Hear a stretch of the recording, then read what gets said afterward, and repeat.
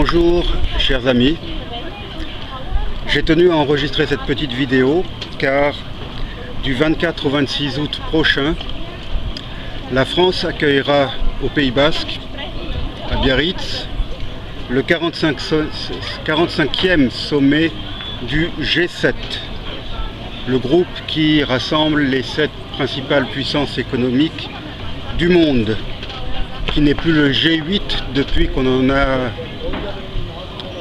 suspendu la Russie, jugée infréquentable. Le président Macron a jugé bon d'inviter un certain nombre de chefs d'État ou de responsables mondiaux qui ne font pas partie dont les pays ne font pas partie du G7. Je voudrais citer en particulier M. Scott Morrison, le Premier ministre australien, M. Narendra Modi, le Premier ministre indien, Sebastián Piñera, le président du Chili. Il a également jugé bon, et il a raison, d'inviter M. Pedro Sánchez, le président du Conseil espagnol. Je rappelle que l'Espagne est quand même la 4e puissance économique de l'Union européenne. Le président de la Commission de l'Union européenne sera également présent. Et en dehors des personnalités que je viens de nommer, le président Macron a voulu que l'Afrique soit présente. Là aussi c'est bien. Il a invité M. Cyril Ramaphosa, le président de la République d'Afrique du Sud.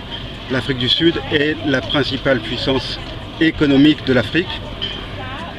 Il a également invité M. Roch-Marc Christian Kaboré, le président du Burkina Faso, qui actuellement préside le G5 Sahel, c'est-à-dire les pays du Sahel qui sont confrontés à la menace terroriste. Il a également invité M. Abdel Fattah al-Sisi, le président égyptien, qui, même s'il n'est pas un président exemplaire en matière de démocratie et de droits de l'homme, n'en est pas moins le président d'un pays important, un pays qui compte en Afrique et au Moyen-Orient, et actuellement il est le président de l'Union africaine pour un an. Monsieur Macky Sall, le président du Sénégal, a également été invité. Le président du Sénégal est en ce moment le président du NEPAD. Le NEPAD, c'est le nouveau partenariat pour le développement de l'Afrique, qui est une agence de développement de l'Union africaine. Monsieur Moussa Faki, le président de la Commission de l'Union africaine, est également invité. Je n'ai aucun problème avec toutes ces invitations. Mon seul problème, c'est la présence du plus grand criminel de guerre actuellement au pouvoir. Je veux parler de Paul Kagame, le président de la République du Rwanda. Monsieur Paul Kagame foule aux pieds les droits de l'homme.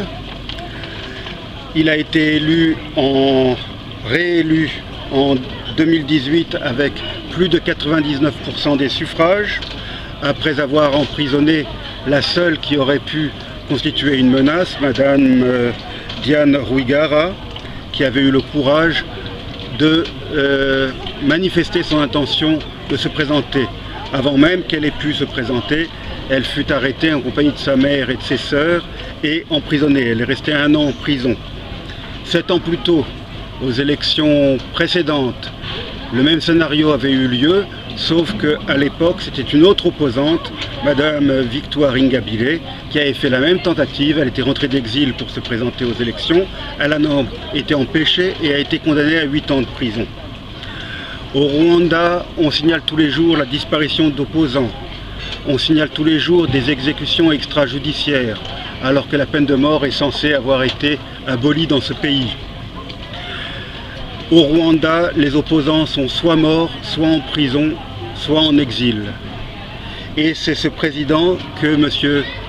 Macron a jugé bon d'inviter, alors que le thème du sommet de Biarritz, c'est précisément de renforcer la démocratie.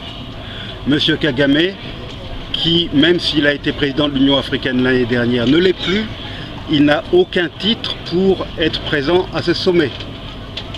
il ne préside que son propre pays et il foule aux pieds les droits de l'homme et est responsable de millions de morts en République démocratique du Congo et de centaines de milliers de morts dans son propre pays. De plus, l'un des thèmes du sommet, le principal même, c'est la lutte contre les inégalités. Le Rwanda est un pays très inégalitaire. C'est un pays dont on vante la réussite économique. Effectivement, Kigali a changé de visage avec des grands immeubles aux façades en verre, très impressionnants, des rues propres, mais tout cela n'est qu'un décor précisément de façade. Les inégalités sont criantes au Rwanda, la malnutrition fait des ravages dans les zones rurales et M. Kagame a été jusqu'à trafiquer les chiffres qu'il fournit aux pays donateurs et en particulier à la Banque mondiale afin de pouvoir recevoir toujours plus d'aide. En 2018, la Banque mondiale a doublé son financement au Rwanda qui s'élevait cette année-là à 545 millions de dollars. Or, le Financial Times, dernièrement, vient d'apporter la preuve que le gouvernement rwandais avait truqué les chiffres qu'il présentait à la Banque mondiale et aux bailleurs de fonds afin d'obtenir davantage d'aide. L'indice de pauvreté en particulier n'a pas baissé alors que les chiffres fournis à la Banque mondiale indiquaient que l'indice de pauvreté avait baissé. Inégalité au sein des vivants au Rwanda, puisque la majorité de la population vit dans la pauvreté et qu'une élite proche du régime ou faisant partie du régime s'enrichit, mais inégalité également au sujet des morts, puisque au Rwanda on peut commémorer la mort des victimes du génocide des Tutsis, alors qu'il est impossible d'évoquer les massacres de Hutus et de Tutsis commis par le Front patriotique rwandais, l'ancien groupe rebelle de M. Kagame, actuellement au pouvoir.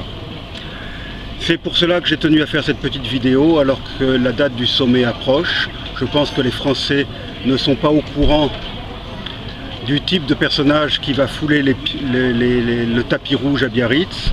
Et j'en profite pour rappeler le livre que j'ai écrit, Rwanda 25 années de mensonges, publié aux éditions Vincentello d'Istria, dans lequel je donne tous les détails au sujet des crimes de Paul Kagame et de son régime, et également au sujet des mensonges qu'il a voulu faire circuler, notamment pour incriminer la France dans le génocide et pour dissimuler ses propres crimes. Monsieur Macron s'était déjà, je dirais, discrédité en favorisant la nomination de l'adjointe de Paul Kagame au secrétariat général de la francophonie. Il a réédité cette année en invitant M. Kagame à Biarritz. C'est une insulte pour toutes les victimes de Paul Kagame qui se comptent par millions. Je vous remercie pour votre attention.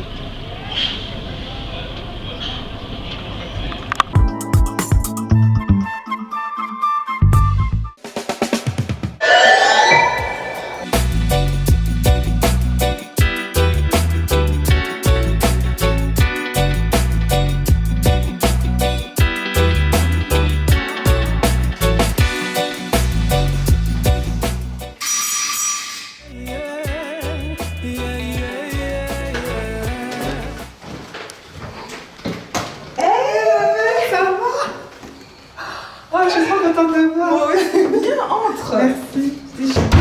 Viens voir.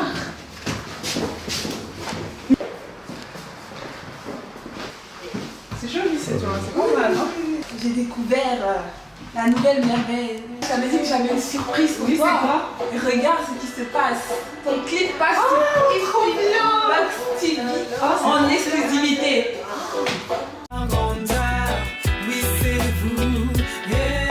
En plus, il y a des maxi promos, donc franchement, Oh, c'est intéressant, profites-en. ça. 149 € pour la box et toute l'année. Ah, c'est Donc bien. toutes les chaînes, que ce soit les chaînes françaises, les chaînes italiennes, les chaînes africaines, C'est intéressant, dont ça. Jazz Congo. Oui.